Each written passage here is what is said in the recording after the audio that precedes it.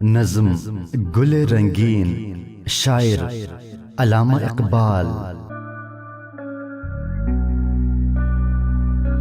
تو شناسائے خراش عقدہ مشکل نہیں، ایک گل رنگین تیرے پہلو میں شاید دل نہیں۔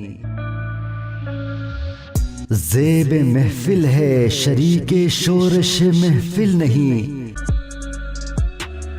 یہ فراغت بزم ہستی میں مجھے حاصل نہیں۔ اس چمن میں ہے سراپا سوز و ساز آرزو، اور تیری زندگانی بے گداز آرزو۔ اے رنگین پھول، تو نے کبھی کسی مشکل مسئلے کا سامنا نہیں کیا، کسی الجھن نے تیرے رنگین پتیوں کو زخمی نہ کیا۔ وجہ یہ ہے کہ غالباً تیرے پہلو میں دل نہیں، تیری محفل اس دنیا کے ہنگاموں سے بے تعلق ہے، اس لیے میرے مقابلے میں تجھے فراغت اور فرصت حاصل ہے۔ میں دنیا میں کچھ حاصل کرنے کے لیے بے قرار رہتا ہوں، اور تیری زندگی ان تمناؤں سے پاک ہے۔ توڑ لینا شاخ سے تجھ کو میرا آئین نہیں، یہ نظر غیر آز نگاہ چشم صورت بھی نہیں۔ آہ یہ دستے جفا جو ایک گل رنگی نہیں، کس طرح تجھ کو یہ سمجھاؤں کہ میں گلچی نہیں۔ کام مجھ کو دیدہ حکمت کے الجھیڑوں سے کیا، دیدہ بلبل سے میں کرتا ہوں نظارہ تیرا۔ پھول کو توڑنا میرا طریقہ نہیں، یہ تو ظاہر پرستوں کا فعل ہے۔ افسوس جس ہاتھ کو تم ظلم ڈھانے والا سمجھتے ہو، وہ ہاتھ ظلم ڈھانے والا نہیں۔ میں تمہیں کس طرح سمجھاؤں کہ میں گلچی نہیں ہوں، نہ میں تجھے توڑنا چاہتا ہوں، نہ تیرے وجود کو جاننے کے لیے تجھے شاخ سے جدا کرتا ہوں۔ میں تو تیرا نظارہ بلبل کی طرح عاشق بن کر کرتا ہوں، تاکہ تیری خوبصورتی دیکھوں۔ سو زبانوں پر بھی خاموشی تجھے منظور ہے، راز وہ کیا ہے تیرے سینے میں جو مستور ہے۔ میری صورت تو بھی ایک برگ ریاض طور ہے، میں چمن سے دور ہوں تو بھی چمن سے دور ہے۔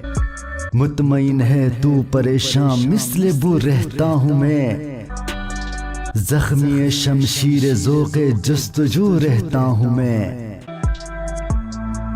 اے پھول، اگرچہ خدا نے تجھے سینکڑوں زبانوں سے نوازا ہے، لیکن پھر بھی تو خاموش ہے۔ تو بتا کہ تیرے اندر کون سے راز پوشیدہ ہیں۔ میری طرح تو بھی جنت میں کھلنے والا پھول ہے، میں بھی بنیادی طور پر جنت کا باسی ہوں۔ اس طرح میں اور آپ دونوں چمن یعنی جنت سے دور ہیں، لیکن ہماری کیفیات مختلف ہیں۔ تو مطمئن ہے اور میں خوشبو کی طرح پریشان اور بکھرا ہوا۔ میں ہمیشہ جستجو میں رہنے والا ہوں۔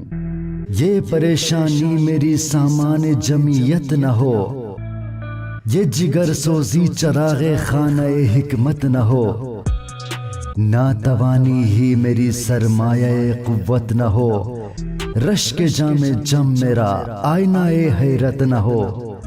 یہ تلاش متصل شمع جہاں افروز ہے، تو سن ادراک انسان کو خرام آموز ہے۔ پھول کے مقابلے میں انسان کا مقدر بھٹکنا اور پریشان رہنا ہے، لیکن یہی پریشانی انسان کے لیے اسباب اطمینان فراہم کرتی ہے۔ جدوجہد انسان کو عقل و دانش عطا کرتی ہے۔ مظاہر کائنات کے مقابلے میں انسان کمزور ہے، لیکن یہی ناتوانی قوت و طاقت کا سر چشمہ ہے۔ انسان کا تجسسی جام جمشید کی طرح ہر طرح کے رازوں سے واقف کرتا ہے۔ یہ جستجو اور تلاش زمانے کو روشنی فراہم کرتی ہے، اور انسان عقل و شعور میں آگے بڑھ جاتا ہے۔